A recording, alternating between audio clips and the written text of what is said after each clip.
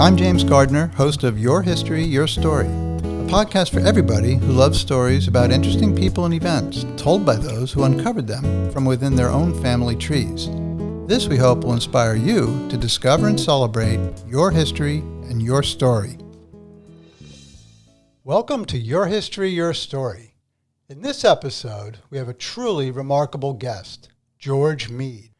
George was a Vietnam helicopter pilot, a man who faced the perils of combat from the cockpit and witnessed history from above. But his flying career didn't end with the war. George went on to become the voice from the sky as a helicopter traffic pilot for WOR radio, guiding countless New Yorkers through their morning commutes. Join us as George takes us from the perilous missions he flew in Vietnam to the daily challenges of navigating the skies over New York City. Get ready to hear about a journey filled with courage, focus, and dedication. I'd now like to welcome George Meade to our show. Welcome, George. Well, thank you very much. The welcome mat's always out at your place, so I'm glad to make it a little dirty.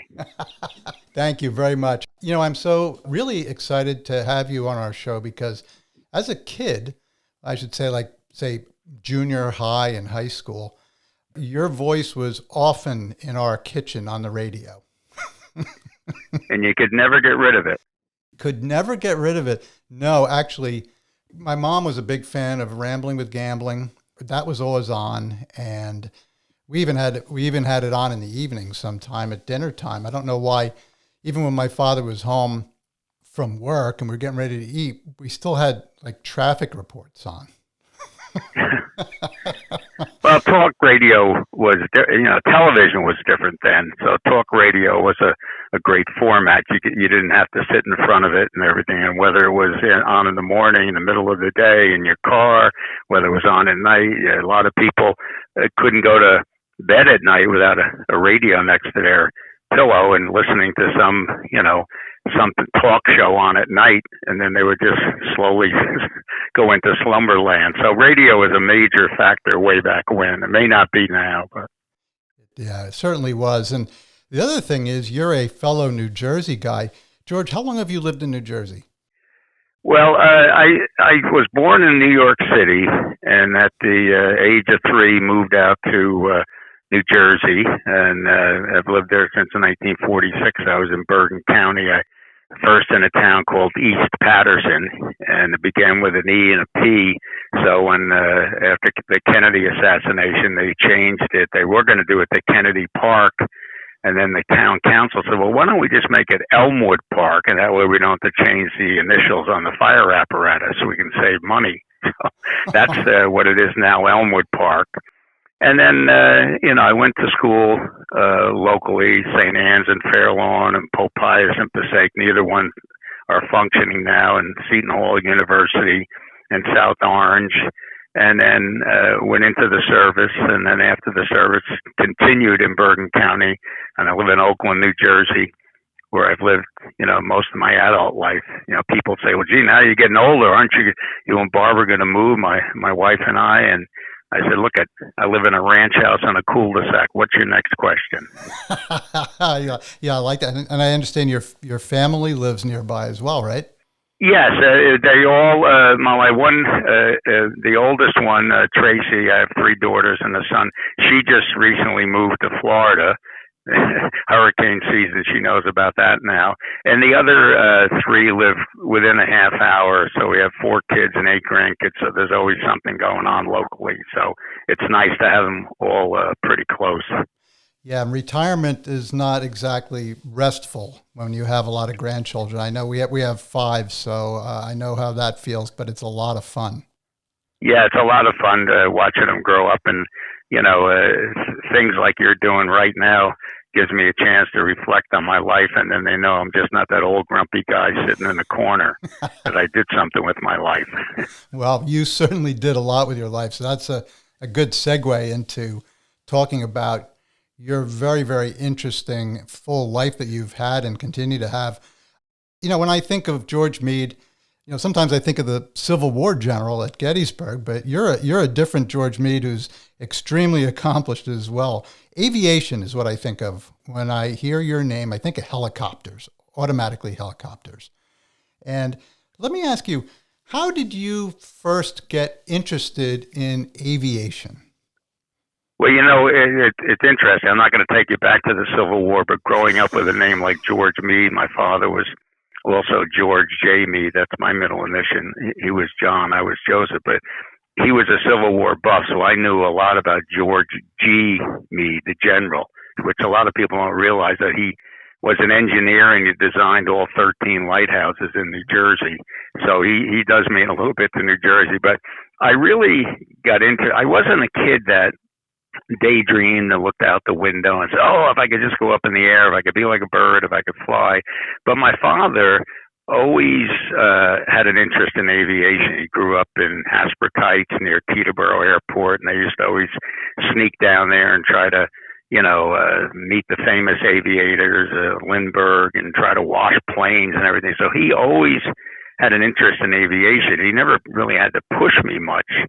But it all started in 1963 at Caldwell Airport. I was in the Army ROTC at Seton Hall University. And they said, oh, Saturday morning, if you'd like to take a flight around New York, we're going to have Major so-and-so come out. And you guys, anybody wants to go, you can go ahead and do that. So I decided to take a chance. And I'll never forget it. I mean, walking out on that ramp and see this olive drab old plane. It was an Otter, an Army Otter, which is a little bit of a bigger variety of plane. But the general had he wasn't a general, he was a colonel. He seemed like a general. He had close-shaved hair on top, and he had an orange flight suit. Anyway, we all hopped in, and we took a ride around New York, and he tried to drum us up into aviation, and that's when I decided to take a chance. I went into the ROTC flight program, and that was at Seton Hall back in '65. And the only difference was when you graduated, you become a second lieutenant instead of a 2-year commitment. Because of the aviation, you'd have a 3-year commitment. So I really got involved in the helicopter business before in the Army. And it was during that time, during the Vietnam War, that they needed helicopter pilots. So although I wanted to be a fixed-wing pilot, they ended up saying, well, you're going to helicopter school. And it was a good move. I didn't think so at the time, but it was a good move for the rest of my life. Wow, certainly. Now, if I could back up just a drop and talk about your dad. Your dad was a World War II veteran. He had quite an interesting time in the Army as well, didn't he? Yeah, he was one of 4 boys. Grew up in around Passaic, New Jersey, and Hasbrouck Heights in various towns. And as I said, he always had an interest in aviation, but he and one other brother were great cartoonists. They always would draw, never made any money from it, but it was always kind of specific. So when I grew up, there was always drawings around the house, but my 3 sisters and I could never draw. But he was also somebody who in 1943 went off to Europe. So he was in D-Day, Battle of the Bulge, all 5 campaigns. And as I look back on it, having grandchildren and kids, he never saw me until I was 3 years old, because after I think a week in the hospital, he went off to get on a boat and go over to Europe. So those were his roots, and he came back and he worked for the Defense Department for 35 years, and that's so I always had a basic background of the military. I mean, he was in the military, and a lot of my uncles were in the military. And again, it was a different time than in the 40s when people went off and joined the military, to go to Europe and fight Hitler and the Axis of evil and stuff like that. But it was, I knew a lot of people in my family that were in the service, so I always had that in the back of my mind. That's why you went towards ROTC then. Yeah, so I think my father always had a dream that I would, go to West Point. I don't know if my mother wanted me to, but that was very difficult to get in at that time, so I never made that. And he kind of said, why don't you go to ROTC if you're going to go in the service? at least you could, be an officer instead of an enlisted man. And as it turned out, that's how it opened the door to aviation. Yeah. Now, I also think about your mom here. So she had a brand new baby and her husband goes off to war. That must have been really rough on her. Yeah, and again, as I got older and became a parent, I thought back on that, how difficult it was for my father to leave, but it was even more difficult for my mother. And I have three younger sisters when my father did return, but my mother had three Irish sisters, I say. So I had four Irish mothers before I was 2 or 3. I don't know whether that's good or bad, but but I lived with my mother and my aunt in her apartment on the upper end of Manhattan, and then I had a couple of cousins living there. And I think back, there was just my uncle, his wife, who was my aunt, my mother, and plus 3 kids, all in.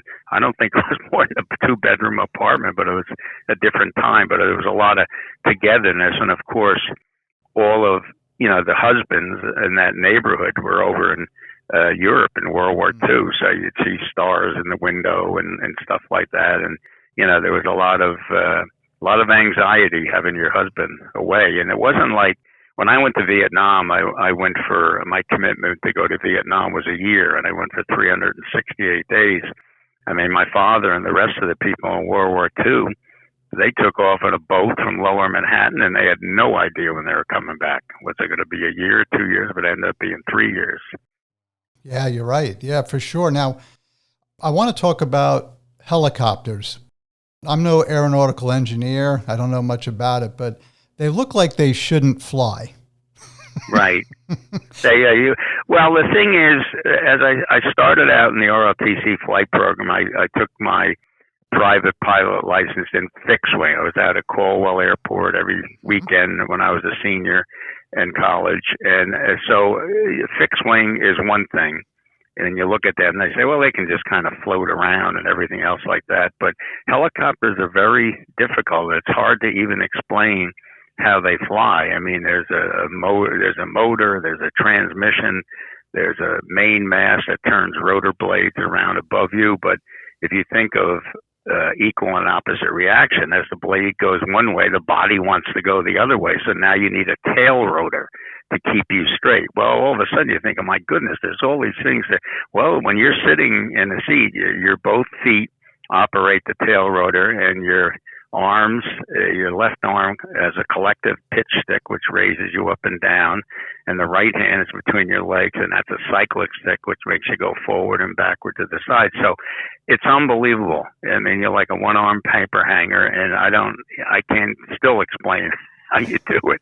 And it's something. And I not only did it, and I was also an instructor pilot in the Army, teaching these younger people when I got back from Vietnam to go over and do what I did. So it's a difficult thing to explain. And even when you see things on TV where the bigger helicopters are more sophisticated, it's still that basic principle of controlling everything with both arms and both feet.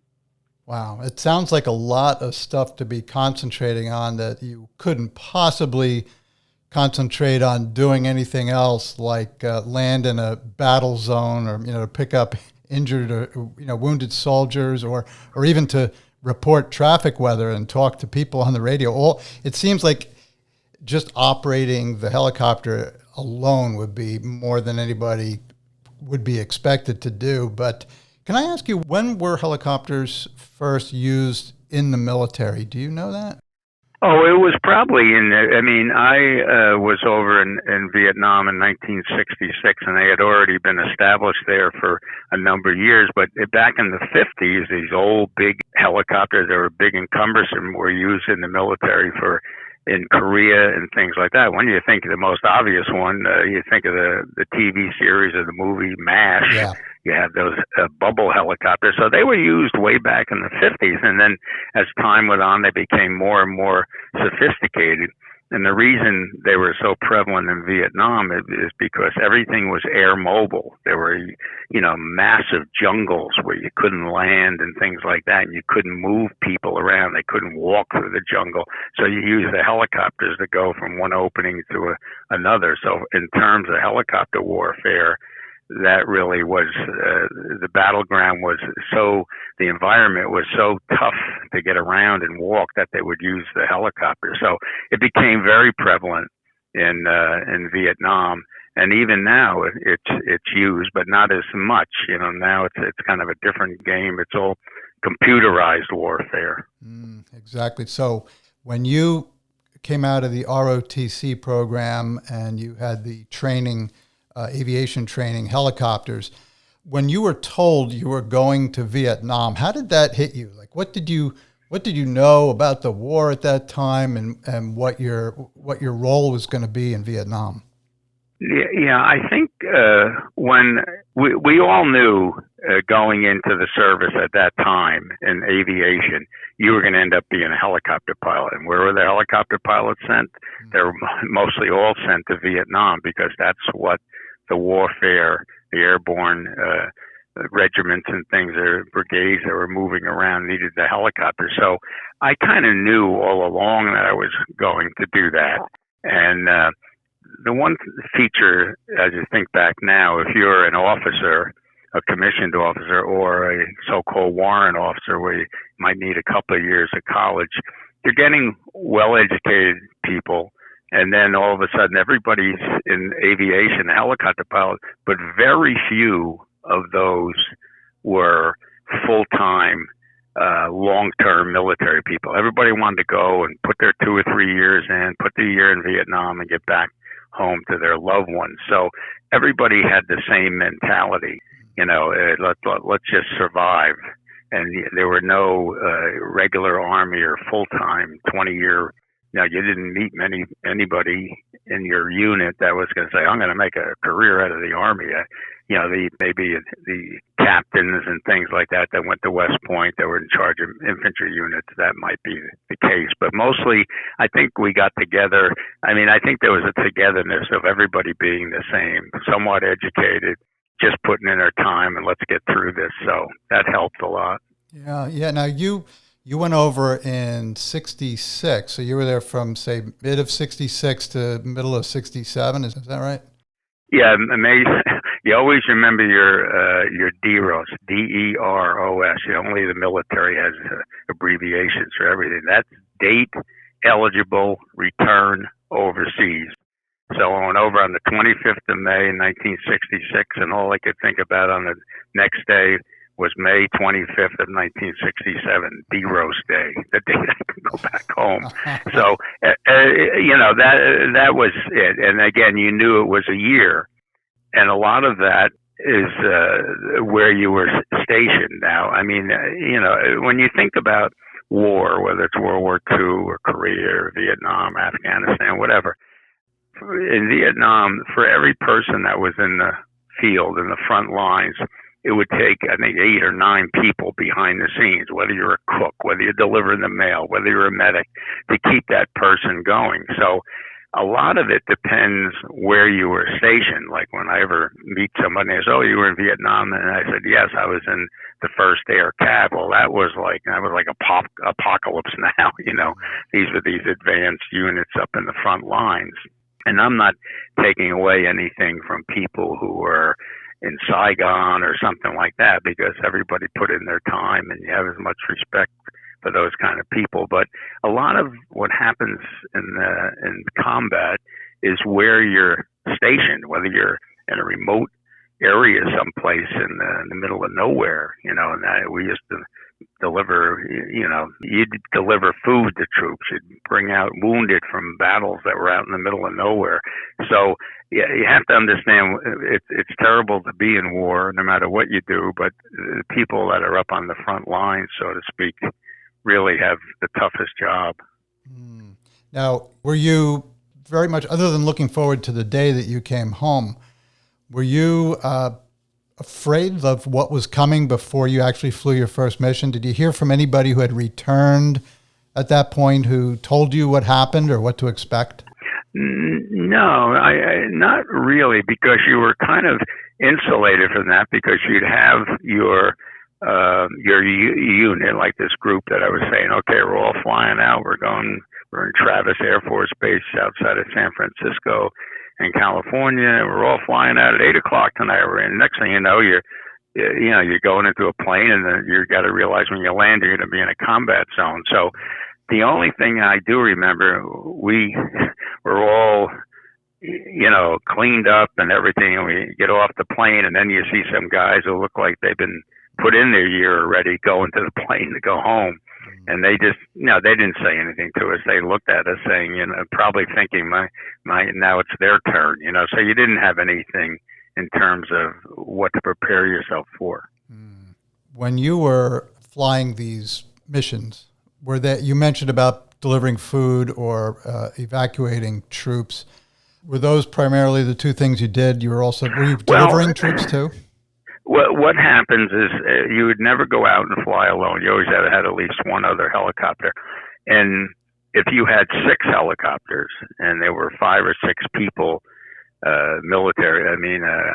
infantry people on board, you would have a platoon. So here I was at 23 years of old age. What the heck do I know? And I'm leading a platoon of people around making decisions for people. Some of them are sergeants that have been there for 20 years. So you would go in and you would, let's say you have what they call a CA, a combat assault. You would go in and maybe you'd do a search and destroy mission. You drop the troops off. They would go through a village or what have you. All day you'd bring in food to them. If there were prisoners that they captured, you'd bring those back.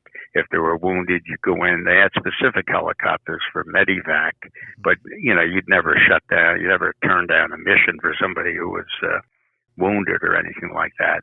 And so a lot of that stuff was there were combat assaults that you would do, and then there was what they called DCA, direct combat assistance or support, and that would be to support those people with food and taking out wounded. But then, sometimes you would go and fly to these remote outposts in the middle of nowhere. And the thing is, the best thing that if you ever said, I'm inbound, I have mail run, they would just, everybody be sitting waiting for the helicopter. There's nothing better than a bag full of mail from the States in the middle of nowhere. You're in the middle of the jungle. And then there were times, the one thing you hated is, in the middle of the night, nobody slept much in Vietnam anyway, but, all of a sudden you get a hand on your arm and oh my God, 3 o'clock in the morning, pitch black. I got to go out on some, medevac to somebody. You would make a landing to somebody holding a flashlight with a red lens, and you just hope that the guy was on our side, those things were never pleasant. And the more experience you got as you got there, you would do more of those. They would never give those missions to people who are in the country a month or two. But, so you never really liked them. And then the fun part about it is, I took a lot of pictures when I was there, and I never took anything, gory or whatever, because I would send the film home to America at the Fairlawn Kodak Processing in Fairlawn, and then they would send that not to me back in Vietnam because you couldn't carry that kind of stuff, but to my parents. So there was a lot of things of the villages, the kids, and things like that. And I got to had some nice, I got to see, Bob Hope and Phyllis Diller and Joey Heatherton and Margaret. So there all of these, USO shows would make sure they came out to the middle of nowhere to do the troops. As a matter of fact, I had interviewed later in life Ann Margaret, and I was telling her, how much I enjoyed that as a young 23-year-old, and a lot of these entertainers would come over in these USO tours. So, and it doesn't sound like much, and you'd be sitting in a monsoon full of rain and mud, and you'd have Vic Damone singing or Anita Bryant. Everybody loved it because that was something that brought back, feelings of being home. Now I remember sitting in the comfort of our own living room watching the Bob Hope Christmas specials in Vietnam, and actually he went to other places as well, but they always showed all the troops really thoroughly enjoying themselves. Between that and the letters from home must have been like oxygen to the soldiers. Yeah, that's what it was, and it really was kind of a lifeline to back home because there was no cell phones and you would get when you sent a letter. I mean, my father used to write to me every Sunday morning 2 pages on his old Underwood typewriter and just relaying what's going on back home, blah, blah, blah, because I had 3 sisters, too, when I was away, 3 younger sisters. And, you read the letter so many times, but you had to be careful. You couldn't take those, if you went out on a mission flying, you couldn't take those letters with you because if you were shot down or anything, they would use those letters against you or your family. Like if you were captured by the Viet Cong, Oh. So most of the letters, you kept in a secure place in your bunker. Because I didn't. The other thing is because we were air mobile, most of the time we slept in the helicopters. And if we were going to be in an area for a week or 2, we'd set up tents and everything. But I never really got to sleep in a bed or anything like that. You had to be air mobile. You're ready to move at a minute's notice. So we used to take stretchers and put them on ammo boxes and make bunks out of them and everything. You become very inventive when you're out in the field. Oh, I bet you did. Now, as far as the helicopter, what kind of a helicopter? What was it called, the type that you flew? We had the one that you would see. It's most famous in any Vietnam footage. It's a Bell helicopter out of Fort Worth, Texas, and it's a Huey, Huey. It's a UH-1, so it's a troop-carrying helicopter.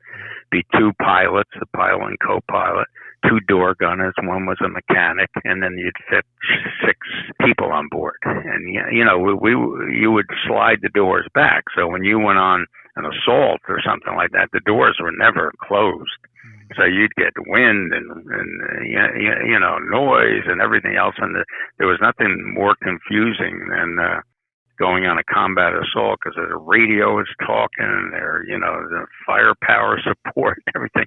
And then when I look at a movie like Apocalypse Now, I said that's what you do almost every day. And then the big thing is I think you have to realize you're 23 years old.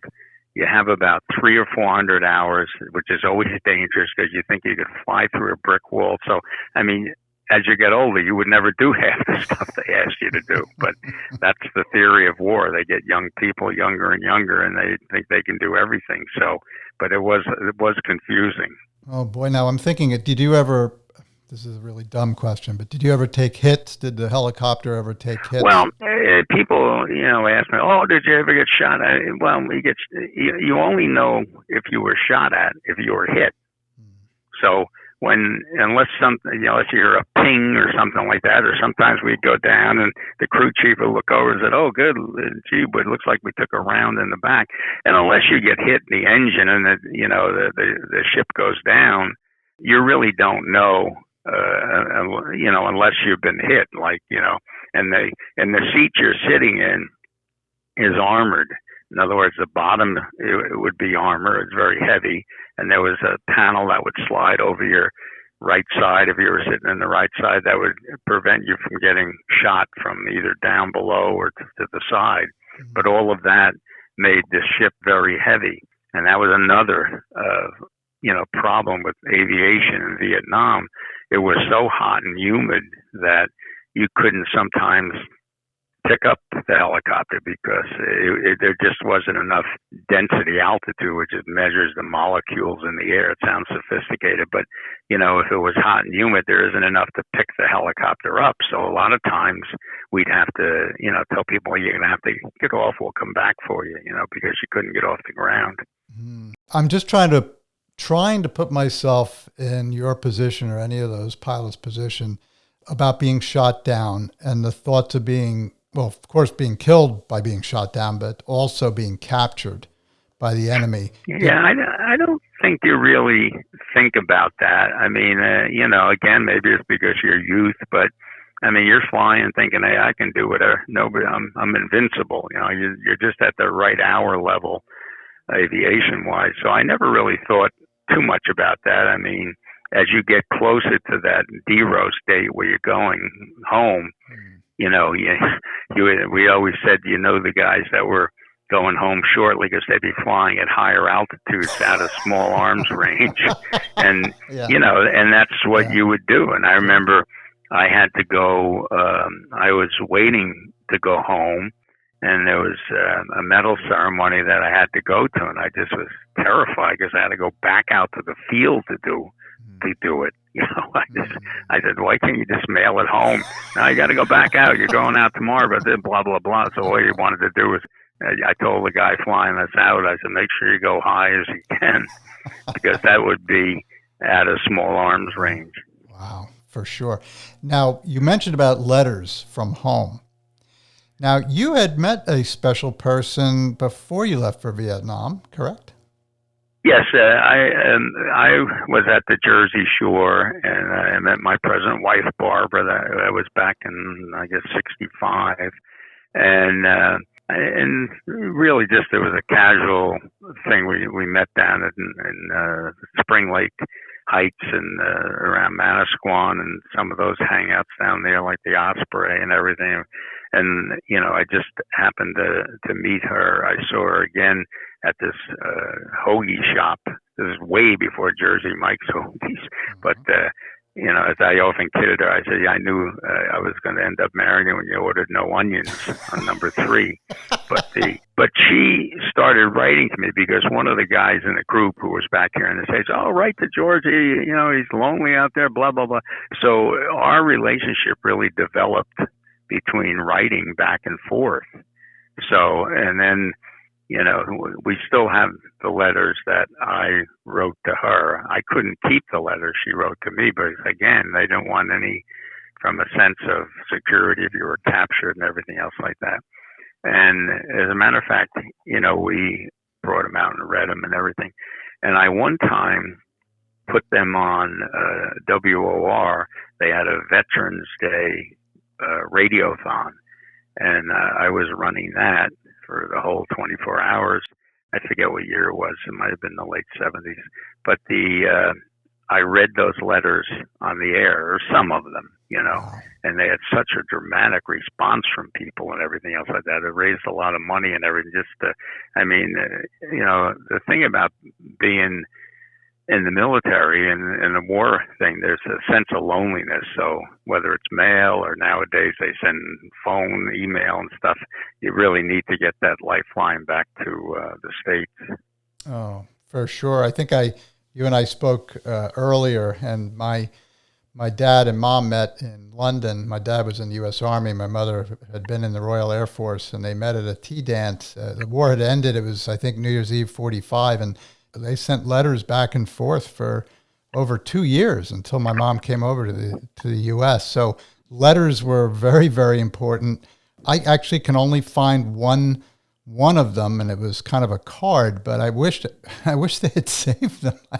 Yeah. They're well, tremendous. I mean, people in this day of lightning speed transmissions for everything, people don't understand, to sit and write what your feelings are, what your emotions are, is not easy. Some people can do it better than other people, but letters were just incredible. I mean, that's what my father and mother lived on, when he was in World War II. That's what I lived on between my family and my present wife in Vietnam. But that's not the case now. I mean, everything's done on the phone. I mean, not that there's anything wrong with it, but I think it's a different emotion when you have to sit down and actually write what your feelings are. Oh, it is. It is definitely. When you sit in front of that blank piece of paper, all of a sudden you're like, oh, no emojis. Yeah, right. So let's talk about you coming home. When finally that day came and you flew home, what was that experience like? It was the greatest feeling. I mean, it's just like you see in, I forget what movie I was watching. You're on a plane. It's a nondescript military plane flying out of Saigon, and as soon as you lift off the ground, they're just yelling and screaming and applause and everything. And then I flew back to San Francisco, and I remember, I don't even know what the time was, but I remember calling my parents. And I said, I'll be home at 5:30 tomorrow morning in Newark. I said, I'm getting on a red eye. And then I I came home, and it was just a great feeling to get off the plane. It was a commercial flight, and you had your uniform on, and you had your parents there and your three sisters, so it was great.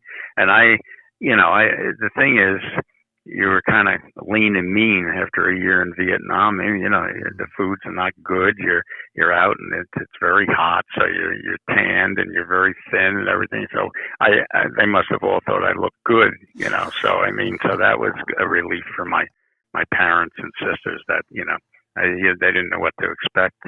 Yeah. But that was taking off is a great emotion, leaving a war zone like that.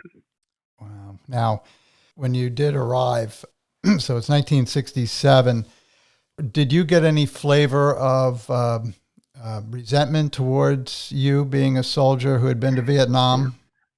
No. I know that was around, but I did not. I mean, it was early in the morning. I was in my uniform walking through the airport, and nobody said anything to me. But that was a little bit early. I think a lot of that resentment was just starting to build at that time, mid-'60s, and then by the end of the '60s, there was a lot of resentment, which was too bad because a lot of guys, some guys volunteered to go, some guys didn't. I mean, so why take it out on the poor guys who did that? But that's been that's the way it is. Even today, you have resentment of any military actions, but I did not personally get anything at that time. I mean, it is beyond my comprehension how the soldiers were taking that flack, shall we say, for serving their country. I mean, that's beyond me. I mean, I was a kid at the time, but it was beyond me when I used to hear about it, how that could be. Yeah.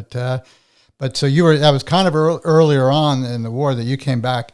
But yeah, what happened when you came back into regular society? Were you still in the military for a while? I came back, and then I'd been in Vietnam for a year, and now my next assignment was to be a flight instructor down in Fort Walters, Texas, which is in Mineral Wells, which is outside of Fort Worth, and that's what I did.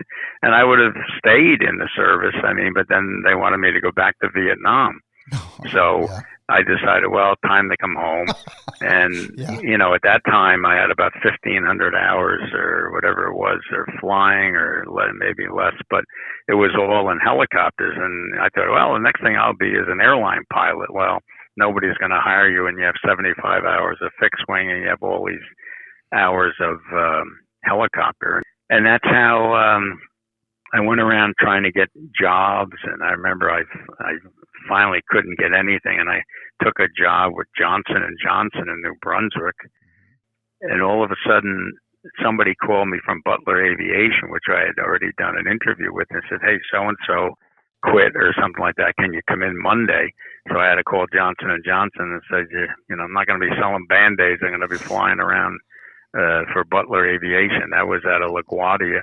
And they would do all kinds of aviation missions around New York. You'd fly cancel checks into Wall Street, into the big banks. You'd fly any executives around that wanted to move from point A to point B. And they also had a contract with WCBS. So it was actually in 1968 that I was, thrown on the air one day, and, they had two helicopters up, and they were doing a friendly battle with WOR with Fred Feldman. He was the big name in traffic reporting. He was kind of the godfather of helicopter traffic reporting. And so I worked with CBS, and that's how I got really involved on flying helicopter and being on the radio, which is different than a lot of stations in the country have people flying, and then they have somebody else, sitting next to them broadcasting. But WOR and WCBS had pilots/broadcasters, and you had to do both, which was difficult. Yeah, I'm thinking about that. Now, obviously, you were a combat helicopter pilot, so you were up to challenges for sure. But I'm just trying to imagine you're flying a helicopter, but you're also talking to a massive listening audience, and you're trying to get hundreds of thousands of people to work on time and safely, and you're also making observations about other things that are going on in the area. So when you first went up and were given that assignment to report the traffic from the helicopter, how did you do that? Well, those are all the easy things you just mentioned. The hardest thing was flying this helicopter, which is a difficult machine. And then you have to talk to the FAA nonstop. I mean, if you're flying near LaGuardia, Kennedy, or Newark, you have to let them know where you are, what you're doing, what your altitude. So you have them coming in one ear, and then you also have other helicopters maybe talking to you just to say, hey, I'm going up the Hudson River, I'm on the right-hand side, and blah, blah, blah. And then you also have the producer telling you when you're going to go on, how much time to take. And then you're also looking down at the roads. And I used to have a knee pad strapped to my knee, and I would jot things down. And then I'd have a little light, because sometimes you'd be doing this in the afternoon. At night, it would be dark. That was always fun. And then, so those were the difficult things, just flying the helicopter and taking care of the aviation end of it. Then on top of that, you had a broadcast. I have no idea how to do it. I don't know how I couldn't even explain it to somebody now how I could ever do it. And then the complication was after about a year, less than a year, I went to WOR. On top of that, that was a more personality venue. So in addition to just being a voice saying, hey, the GW Bridge has an accident in the center lane, blah, blah, blah, now you have to be the happy-go-lucky personality pilot, and you had to be a personality on top of that. So you'd have to listen to the show to figure out what they're talking about, what John Gambling's talking about, and go in. So you have about 7 or 8 voices coming in a headset. And I don't know how the heck it ever happened. I remember once the Today Show rigged me up with Brian Gumbel to do a story about me, and he must have asked me, how do you do that? And I said, I don't know. I said, I really don't know. And most people who did it, there were just a handful, really couldn't explain it, because it is kind of difficult. I don't know. You just do the best you can. Oh my gosh, yeah. As I mentioned earlier, we had your voice was part of our day. You're part of the family here in the Gardner household back in the late '60s through the '70s that I remember when I was home. And you would be, again, as you mentioned, you had to be one of the personalities on the show. And Rambling with Gambling, I remember. Was it Don Criqui was the sports person? Was he? Right. We had Bill Corbell did the weather. Don Criqui did the sports. And then there was gambling. Peter Roberts did the news. That was in the original thing. And Roger Skibbiness took over. I mean, the thing is, I think it was in Look or Life magazine. They had a 2-page spread on WOR, like an ad. And there must have been 40 people on that list. I mean, when I first went to WOR in April of '69, there were 92 people who worked in the newsroom, 24/7, every day. There were people working in the newsroom, whether it was Stan Lomax, all these, there was like a newspaper, and every show would change every hour, whether it was Arlene Francis, Martha Dean, Jeffrey Holder, Jack O'Brien. I mean, like nowadays, this stuff, there's one, Rush Limbaugh was around. He was on for X number of hours, and they take 3 and 4 hours. And WOR had a little bit of everything. They changed every single hour and everything like that. And when I worked at WOR I worked with John A. Gambling and then John R. I mean, they were great. I mean, John A. was like a legend at that time. And the thing is, but some of the people I worked with in the afternoon were the greatest names in radio. I mean, I was a traffic reporter for Bob and Ray for 2 years, for Gene Clavin, Herb Oscar Anderson. WOR would have all these things in the afternoon, so I would work, sometimes mornings and afternoons. So, and I was young enough to think, hey, this is fun,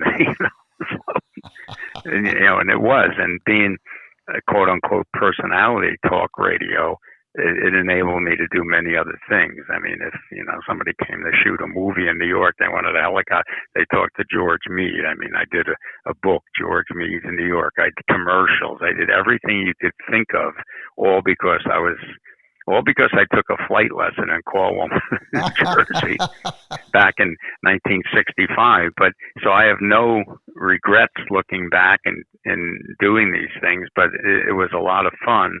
But it just opened so many other doors for me. Wow. All those names you listed for me, I remember hearing all of them at one point or another, all those names that you mentioned. And furthermore, Caldwell Airport is literally just down the road from me here. So you're old. Yeah, I mean, even then, I was a senior at Seton Hall, and the ground school was 8 a.m. to 11 a.m. on Sunday morning. You think you're a senior in college, you want to get up and go to that, but you know what? It was worth it. And then you would go out and fly. You'd learn to fly in these Cessna 150s, and we'd go out over the Jersey City Reservoir along 46 there near Parsippany. That was like the practice area. And for my final exam, I had to fly from Caldwell to Glen Falls, New York. And it was in March, and it was like there was still snow up there. But I figured IFR, I follow rivers. I figured they'd send you out in the Hudson River. You can't get lost. Mm-hmm. But that was frightening, to fly alone for that far. And that was where you finally got your private pilot's license. But, I mean, when I look back, I mean, a lot of the things I did in life were unusual. And a lot of it was just because of aviation and working for WOR. I mean, my one daughter, Colleen, she was born while I was on the air. I dropped Barbara at the hospital, and the doctor assured me nothing would happen. You can go to work and come back later. And, at 7:15, John Gambling says, we just got a call from the hospital. This is on the air. So that's how I found out that I was a father for the second time. So there's so many great memories. I mean, WOR and John A. Gambling in particular, it was really a family-oriented radio station. You could have it on, around the breakfast table, because there was no TV, no morning TV or anything like that. And it was never plus or minus, black or white, up or down. It was right down the middle of the road. Here's life, and this is what it is, and that's what's important.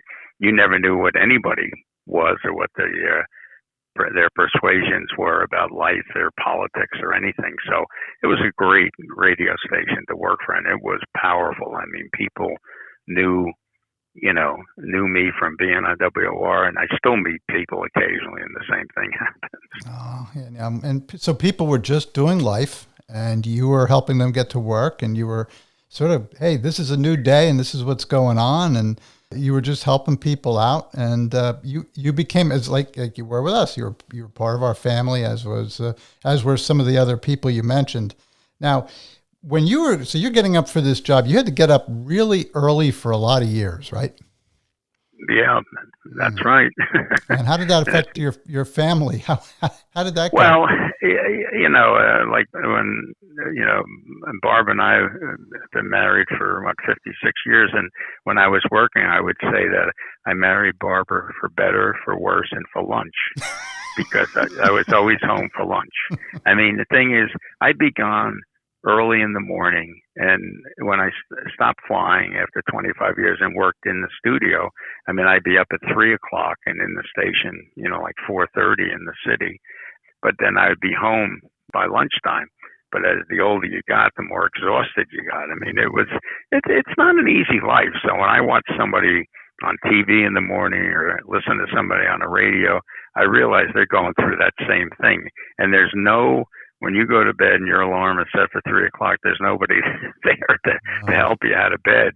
And you're not always going to feel your best and everything else like that. And it's a tough grind. I mean, I'm not complaining about it because I had so many positive things happen, but there is some real true work involved with getting it, because when the red light would go on at 5 o'clock, you have to be Mr. Warmth and personal to New York, and that's just you push a button and that's the way it goes. Yeah. Now, you also had some great experiences while you were at WOR. Could you tell us about Operation Sail in 1976? What was that like?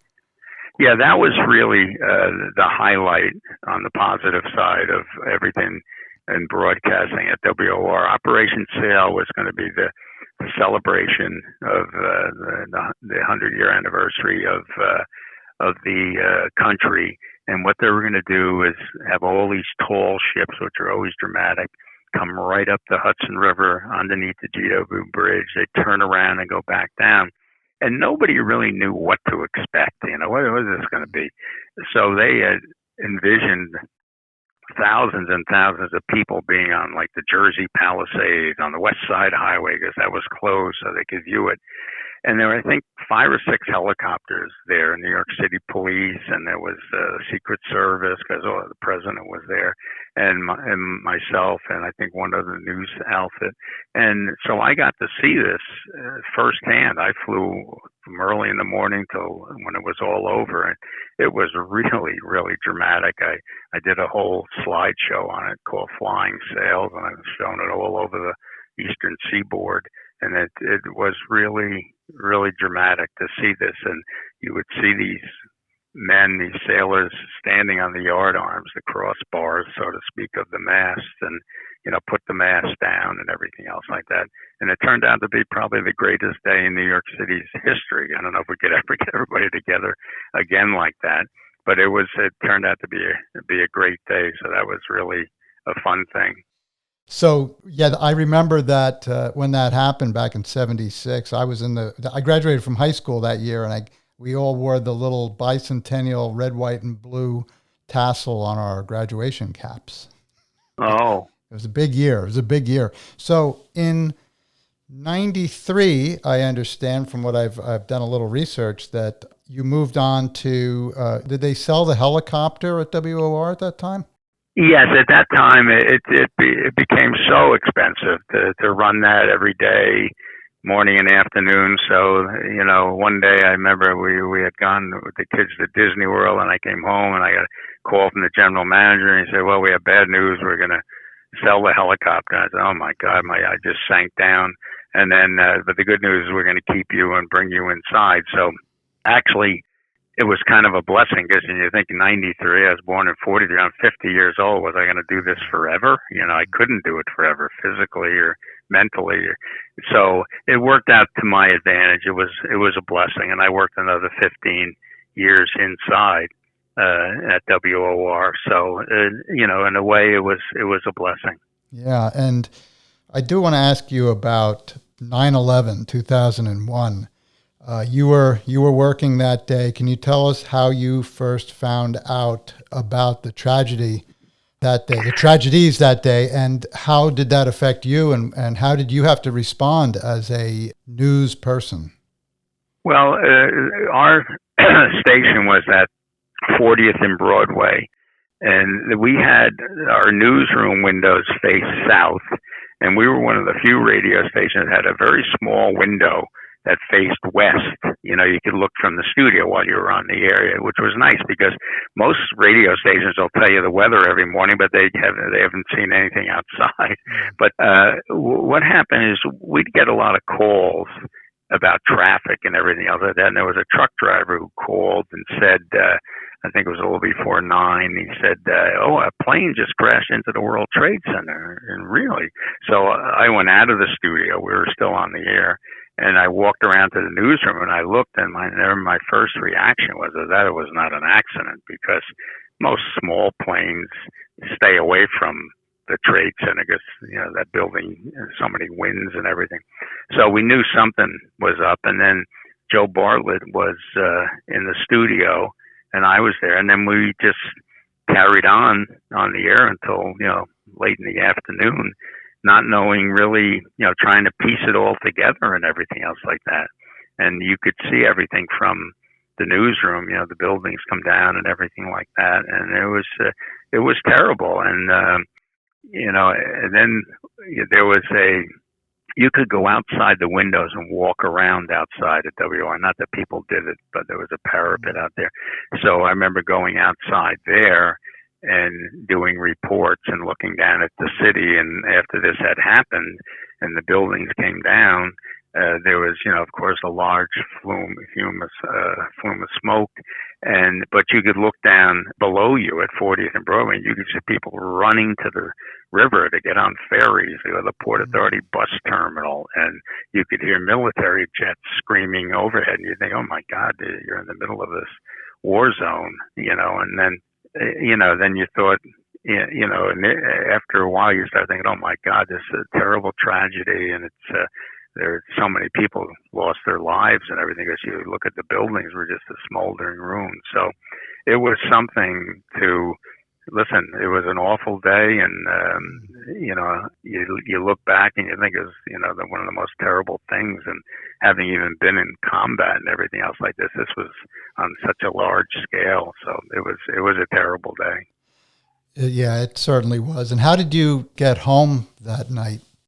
Well, what happened, and again, when you place yourself back in that time period, you think there was so much fear. Is other things going to happen? They're going to blow up the bridge, blow up the tunnel, whatever. I wanted to get home, just get home to Barber, so I decided to leave around 5 o'clock and drive home. Well, in retrospect, it was a mistake because we got on the West Side Highway, and everything was stopped because the bridge was shut down because nobody knew what was going to happen. But eventually I went all the way up to the Tappan Zee, worked my way through Yonkers and everything, and got home as it was exhausting, but it was, and the thing is, two of my kids were living in the city, and they came over to the station while I was on the air, and these young kids, their worlds were shattered too because they never had seen this type of thing. So I wanted to just, get home to Barber, and I went home. Then I realized the next day I had to get up at not 3 o'clock, but 2 o'clock because I had to go through a checkpoint at the bridge to get into work. And, I had press credentials, so they let me across the bridge. But I remember driving across that bridge, and I was the only car on the bridge about 3:30 in the morning, and then I had to drive down through Manhattan because you couldn't go down the West Side Highway. That was closed. But it affected all of our lives, but more importantly, there were so many people's lives that really, people lost their lives. It was just awful. So we managed to get through it, but it was a terrible day. Yeah, and you were a seasoned pro news person then, and you probably had to use all your skills to get through that day, because I guess you were probably nervous for your own family, as like we all were, but also here you're in the city, the kids are in the city, and you also had, again, the obligation to report the news and what was going on to the rest of the public. That must have been a real challenge. Well, I don't really, you certainly, while you're on the air, you're not really thinking too much about your personal connection. Again, after this all happened, you realize, my God, the people who work in there. I mean, I had a brother-in-law was in the building, and the thing is, they couldn't contact him, and it affected so many people's lives, those that were lost, and then you think about all the firemen and everything. So there was no charted waters that you could follow. You just did the best you can with it, and it was awful. Yeah, well, thank you for doing what you did that day and keeping other people informed. And so you went on to work at WOR till 2008. Am I right on that one? Yes. Okay, and so you retired. So I know you started to tell us a little bit in the beginning about your family close by. So what has retirement been like for you, George? I'll tell you one thing, I haven't set my alarm at 3 o'clock. That's the best thing. When I'm tired, I go to bed. When I feel rested, I get up, and no telling. Well, we really, for us, it's really been involved with family oriented. And I have the same, friends that I've had, when I was working, a handful of, people who we raised our kids at the same time and everything. And the thing about being married when you're doing this stuff on WOR, I mean, Barbara was a stay-at-home mom, and she raised the 4 kids and everything, and she kept my feet grounded. I mean, I never got a chance to get an ego or anything else like that, because when I got home, they said, I'm going to the store. You take these kids for a while to go change so-and-so's diaper and everything. So I was pretty much a hands-on father and dad and everything like that. And my kids are always active in sports and everything. Now their grandkids are active in sports. So we're a close-knit family and things like that. So there's always something going on. Wow, George, this has been a wonderful discussion. You're just such an interesting man, and I'm so thankful that you were willing to speak with us on your history, your story. You've had an incredible life, and you've given so much of yourself, and I'm so glad that you're really enjoying your family. Now, here's the thing. So you had to get up at like 3 or 4 in the morning all those years. If you're like me, I used to have to leave very early for work in part of my career, and I just wished I could have slept longer. Now that I'm retired, I wake up in the middle of the night and I can't sleep. Well, you're lucky. I wake up in the middle of the night and go to the bathroom. Oh, that too. Yeah. People say, "Are you tired about getting up at 3 o'clock?" I said, "No, I still get up at 3 o'clock. I'm an 81-year-old man. What's your next question?" Oh, that's terrific. But George, I want to thank you again. I wish you and your family all the best this coming fall and holiday season. And again, thank you for all you've done for our country and for all the listeners that you've been able to direct to work and other things that keep us all informed on what's going on in particularly the New York area. Well, I never thought that my history, my story, would make your history your story. It was fun. Well, you made it for sure, and we appreciate it. So I wish the best to you and Barbara, and thanks again. All right. Thanks, James. Bye-bye. Okay. Take care, George. Bye-bye. Thank you for joining us for this episode of Your History, Your Story. You can connect with us on Facebook and YouTube at Your History, Your Story, or on Instagram and Twitter at YHYS Podcast. We'd love to hear from you if you have any questions, comments, or a story to tell. Be well and God bless.